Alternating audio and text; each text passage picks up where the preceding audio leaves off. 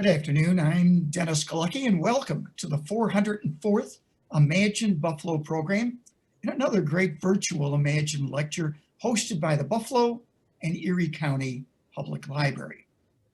Thank you so much for joining us today. This program is created by the Center for the Study of Art and Architecture, History and Nature, and ImagineLifelongLearning.com. Now, we're going to start with our speaker shortly, but first, a little housekeeping. Everyone watching will be muted during our speaker's presentation, which will last about 15 minutes or so. We'll have time for questions at the end. If you do have a question, please type it into the chat box and we'll get to as many as we can. This program is being recorded. You'll be able to watch it again later on the library's Facebook and YouTube channels. Please be sure to tell your friends and networks about these links. As a reminder, we'll be here on Zoom every Tuesday at 12:30 p.m. with a great lineup of local speakers. Now, today is the third Tuesday, so our focus is on history. So we look back so we can better imagine where we're going as a community. Today's featured speakers are Shane Stephenson and Paul Marzello. Shane is currently the Director of Museum Collections at the Buffalo and Erie County Naval and Military Park and the Vice President of the Board of Trustees of the Buffalo Presidential Center. He is the author of 2 books, Buffalo's East Side Industry and The Larkin Company. He is also the owner of Archives in the Buff, a small company that works with families and businesses to help archive their records. And he spent 5 years as a library and archive technician at the Buffalo History Museum. Paul Marzello is a lifelong resident of Western New York.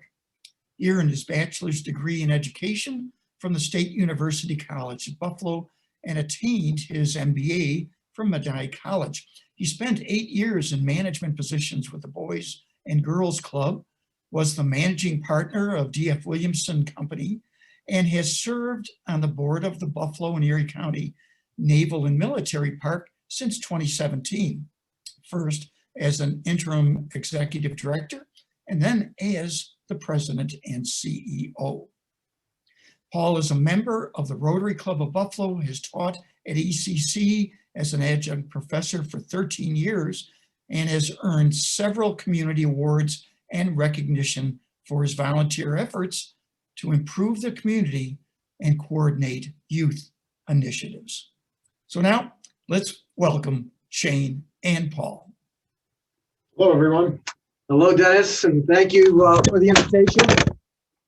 Sorry. Thank you for the invitation. And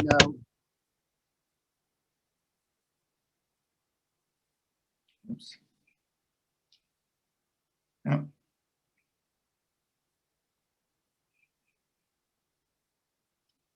Can't hear. Can't hear. technical area.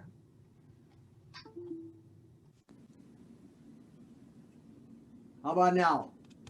Can hear you now. Okay, great. Good. So let me just start over and say thank you for the opportunity. I'm going to start our little talk today centered around a specific date in history, which is February 26th, 2021. That is the date that we decided to reach out to the community and cry help. It was the events leading up to the 26th, which gave us concern because the ship that we're talking about, which is the USS the Sullivans, began taking on water at some undetermined point in time in the past, and we noticed her listing heavily to port on that morning, in which case we needed to do some emergency operations. So I've invited Shane to come and speak with us as well, because he's got the technical expertise to talk about maybe some of the events that might have led up to that point. And then I can kind of walk you through what happened once I did contact the community, the media, and became an incredible source of support. So Shane, why don't you take us up to some of the things that might have caused where we are at leading up to February 26th? Yeah, thank you, Paul. And we're happy to be here with Cezanne again and Imagine Lifelong Learning. So the USS The Sullivans is 78 years old, and she was only constructed for World War II and potentially some service beyond. So she was not meant to last these 78 years that she has.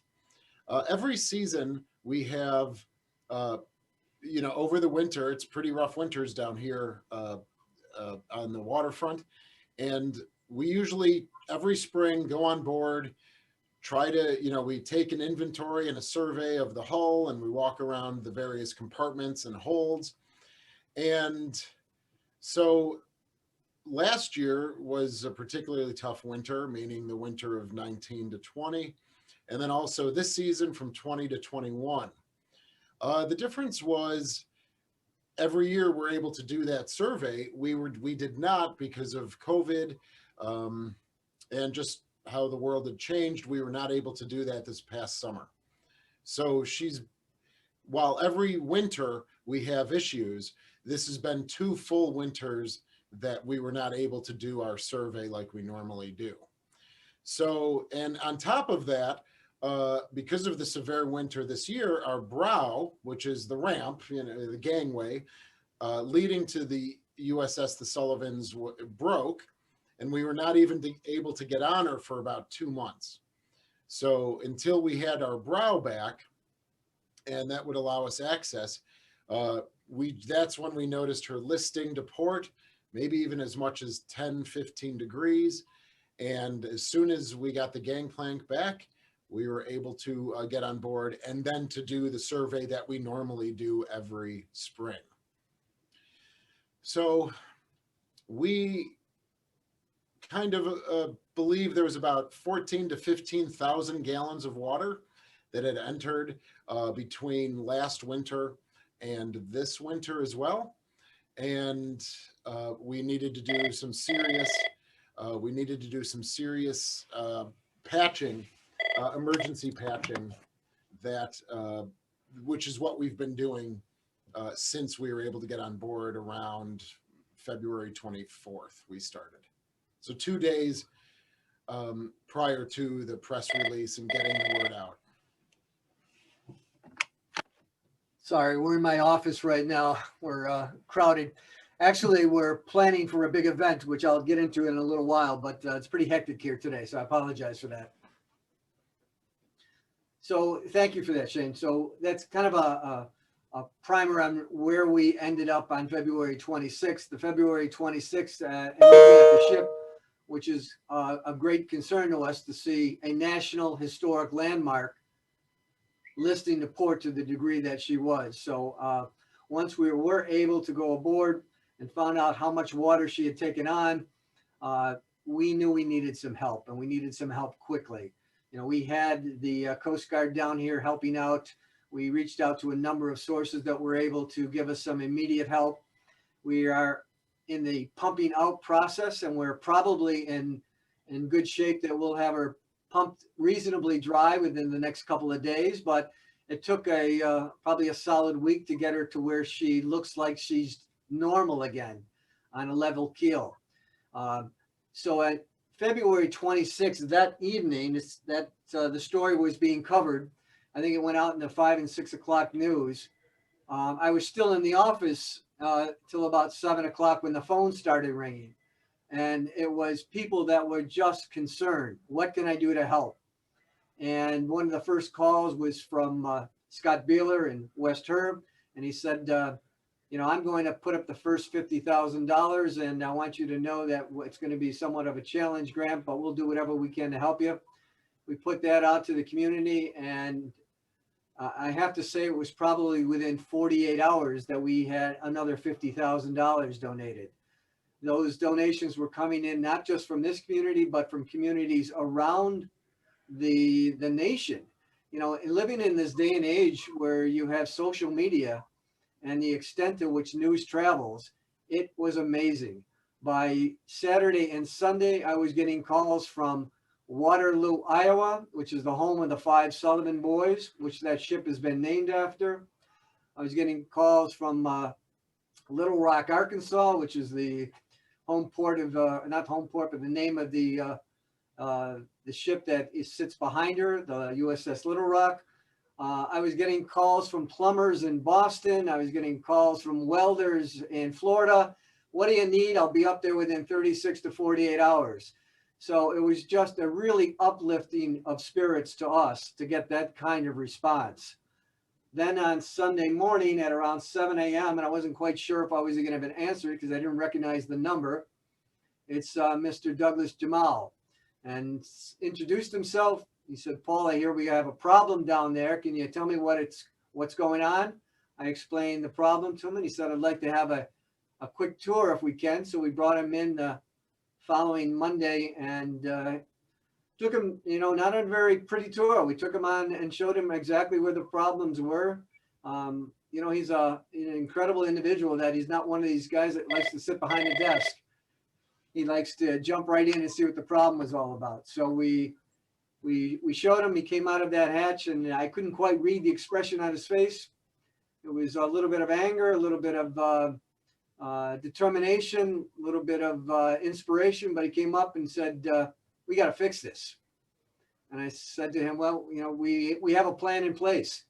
And now that we're under the emergency plan to fix her, we could take a look at what it's going to do to move on to that next phase. But that next phase is going to cost us $1 million. And he just looked at me and he said, I don't care what it's going to cost. We're going to get this fixed. If it's going to cost $1 million, we're going to raise $1 million. And that was it. So when Douglas Jamal says he's going to raise $1 million to fix the ship, we believed him. So he put immediate plans together to do that, which is a privately held fundraiser tomorrow on the ship. We're restricted to invite 50 people. So Douglas put the invitation list together, and I imagine it's 50 of the deepest pockets of friends that he has, because he invited them and said, "Bring your checkbook. We got $1 million to raise." So that'll be tomorrow night, and we're frantically in the planning stages of doing that. But in the meantime, I have to say the community as a whole has really been taken by this whole story. And one of the most heartwarming stories that came out of it was a little boy who lived across the street in the Marine Drive apartments. I've got a call from his grandmother, and his grandmother said, "Are you the person who runs the park?" And I said, "Yes, I am." She said, "I've got a grandson here who's very distraught. He saw the news and he heard that the ship is sinking. And I promised him to take a tour of the ship this summer. And he's thinking that the ship is going to sink and no longer going to be able to take that tour." So he went around the house and gathered up some pennies and nickels that were laying around and some of his own personal savings. And he wants to bring them over to join the campaign to save the Sullivans. So he came right over. His grandmother escorted him, and he had this little plastic bag with a bunch of pennies and nickels in it, and it was just heartwarming. So little Arrow, and that's his name, is now going to become the new development officer here at the Naval Park. Only kidding, but I just said, with somebody with that kind of emotion and passion to try and get things done, we extended that story out to Doug Jamal. And Douglas said, "I got to come down here. I got to meet this little boy." So when he did meet him, he just said, he was very proud of him. And he gave him, in exchange for the money, because he came back down with another bag of nickels and dimes. And he said, "I've got something for you." And he reached into his wallet and he gave the little boy 2 crisp $100 bills in exchange for this bag of nickels and pennies. So it was a good deal for the little boy. On top of that, he promised the grandmother, "If he needs anything, you let me know. I'm going to take care of this little guy." He just said he was very proud of him, and the fact that, I think Douglas has said all along that he realizes what these ships mean, the stories that they have taught us, and we hope to teach the community, is about sacrifice, courage, honor. And the fact that we've got a namesake of in these 5 Sullivan boys, we couldn't be prouder, because I think the motto of the ship, which is "We stick together," has shown this community with a little stick-to-itiveness that we can pull together and raise the funds necessary. So that's where we are, March 16th, leading up to a party tomorrow to raise the $1 million, and I'll be glad to fill you in on the results of it on Thursday. Sounds good, guys. Curious, Leah, do we have any questions from our audience at all to get us started? We do not have any questions yet. All right, then let's talk a little bit further. What the history of the park goes back to volunteers, my understanding is, that managed to salvage these ships and bring them to Buffalo, and we're left many years later. But give us just a couple moments about that history. What's your sense of it and awareness? Sure. Thanks, Dennis. Thanks for the question. The history is there was a state judge, a local judge in the state court system, who traveled down to North Carolina, and he saw the battleship USS North Carolina docked in the Cape Fear River in Wilmington, North Carolina. And he came back and said, wow, we have all of this waterfront that is underdeveloped. And he worked with the city and the Buffalo Urban Renewal Agency, and they contacted the Navy and said, we would like to procure a ship for our waterfront. So that was in 1975-76. The Sullivans was available, and given at the time our Irish, and still to this day, our large Irish population, we thought that that would be a good connection.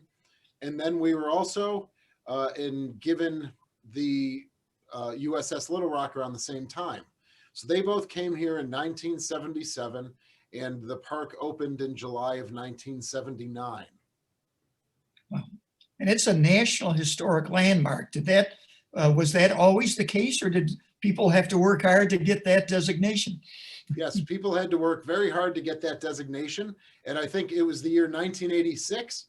And that must have been a theme. So 1986, most of the museum ships that received the National Historic Landmark status received them in 1986. So the ship was already, it was already constructed for what that had been 43 years or so before that designation came. And our USS Croker, our submarine, is on the National Register of Historic Places and the State Register of Historic Places as well. Very good. Now, I titled this short presentation, "The History and Future." And Paul, between the two of you, what do you imagine 5, 10 years from now the Naval and Military Park means to our area, but also the country? As you pointed out, that fundraising, and I had read in the paper, it tapped globally. There were contributions coming in from literally around the world, not just around Buffalo and not just around the USA. But what would you imagine it becomes in terms of awarenesses for our region? Well, Dennis, as a matter of fact, I just did a story for AP News right before this, so I wouldn't be surprised if we see something on a national network in the next day or so. We have two specific things that we're looking forward to in 2021. We've got a hangar building, which is under renovation right now. It should be completed sometime in May, which will give us the opportunity to do some larger scale ceremonies, be a general gathering place that we can do lectures and films and things like that. And secondly, there is a new monument that will be unveiled in 2021. It's the African American Veterans Monument, and that's going to have national significance as well. So those two things we're looking very much forward to. Beyond that, we've been told by the National Historic, the National Group of Museum Ships, that municipalities will no longer be in a position to receive these sorts of ships So the days when we will be able to even go to the Navy and ask for a ship, I think are going to be over. The Navy sees them as a liability because municipalities haven't had the wherewithal, the resources to maintain them the way they should, and they don't want them back on their laps. So in any case, the ships that are out there, and we are blessed to have 3 in the water and 1 outside on land, and bill ourselves as the largest inland naval park in the country, we could be the last of them. These ships represent a story that needs to be told, with lessons that need to be told, and they need to be carried on to the next generation. So we feel very honored that we have these examples, these prized artifacts right here in our midst. And we're going to do the best to make sure that we could bring those to the next generation as well. Well, that's good. I've heard it said that your park, the Naval and Military Park, is the largest inland park in America. And also, and I doubt if many of us in the region know it, but an awful lot of Boy Scout troops come from the Midwest, Indiana, Ohio. I've heard it said, and have sleepovers on have had sleepovers on your ships. Is that accurate?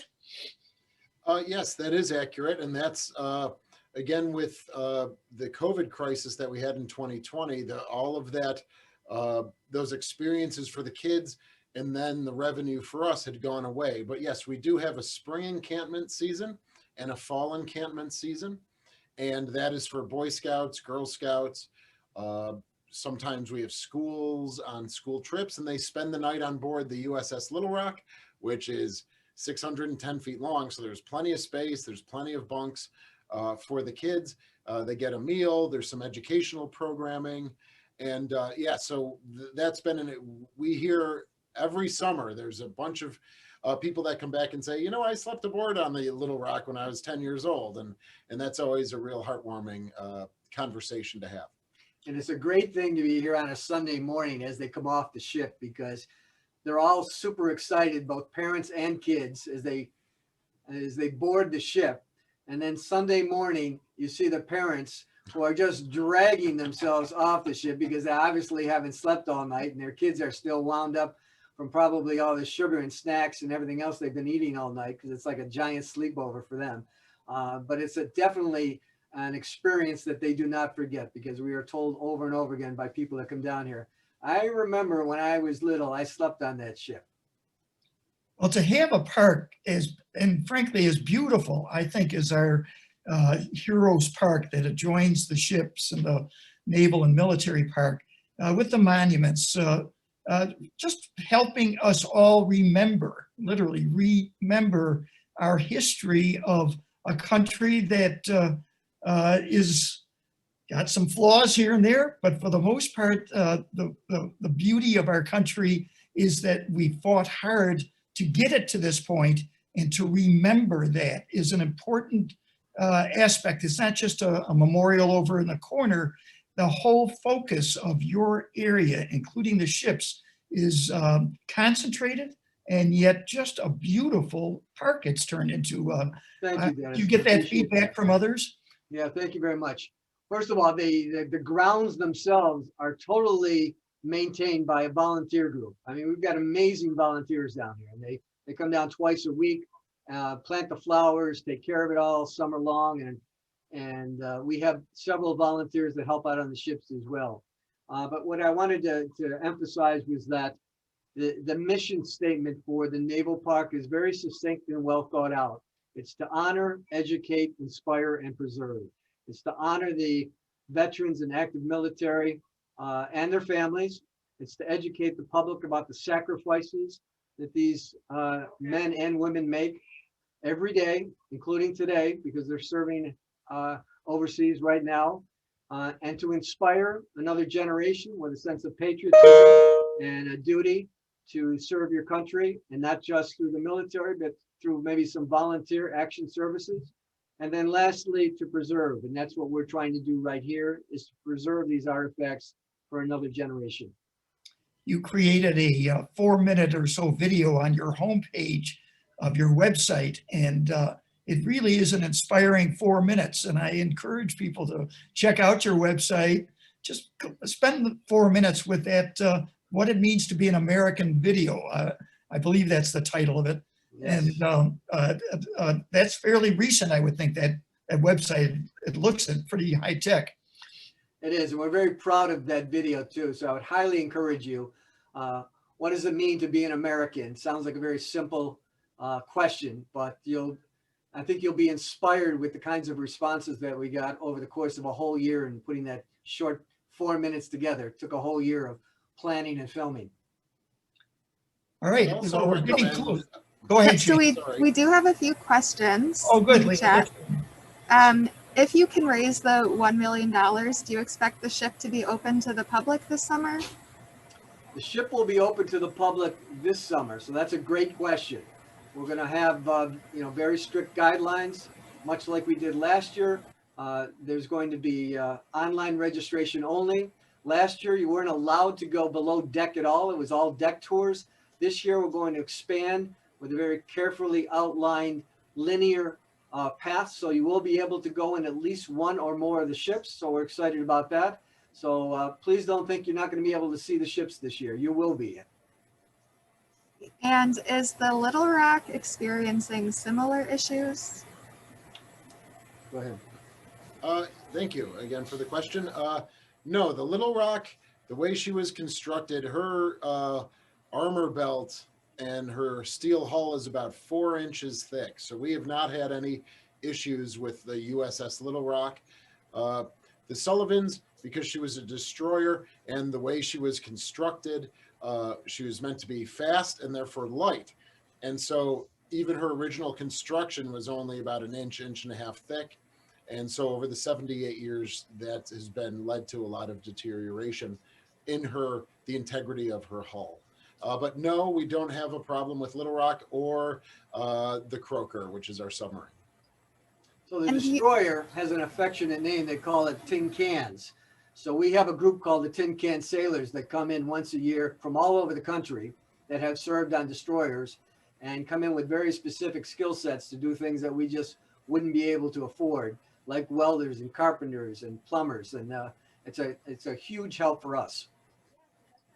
Could you explain more about what the damage is and what the plan is for repairs? Yeah, sure. I could spend a minute. So what happens is what we found this season when we were actually able to board the USS Sullivans is that we had a lot of water in what was originally the freshwater tanks. All right. So the freshwater tanks would hold the fresh water on board, the potable water, which would then be used for the galley, showers, and obviously cooling systems. And we have 8 of them on board, and they're each 5,600 gallons. Now, we had 3 of them that had holes and filled up, all on port, which is why she was listing to port, because you just added 15,000 gallons. In addition to that, they are cross-connected with the starboard freshwater tanks, right? So when she was in service, you'd have to keep the ship in balance, and you can't have a tank fully empty and a tank fully full because it would automatically list the ship while she was in service. So they would cross-connect and bleed water from one, so they would be even in the starboard and the port tanks. All right, so what we found is when these fill up, they go through the feed lines like they're supposed to do, but then those feed lines have deteriorated, and now we have all of those thousands of gallons of water going right into the center line of the ship near the keel and down into the bilge areas. So the hole is in the freshwater tanks, but it's also breaking the integrity of the cross-feed piping and leaking in other parts of the ship. And our final question, they want to know the link for the website. So we set up a special website just for this cause. It's savethesullivans.org. Okay, thank you. Thank you.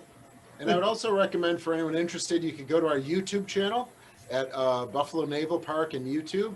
And we've put 2 videos up of us actually going through the ship, identifying where the water is. And, between the 2 videos that we've put up, part 1, part 2, it has about 1,300 views so far. So we'd love to get those out, and they're pretty interesting, and you can see where we're crawling into as well. Fascinating.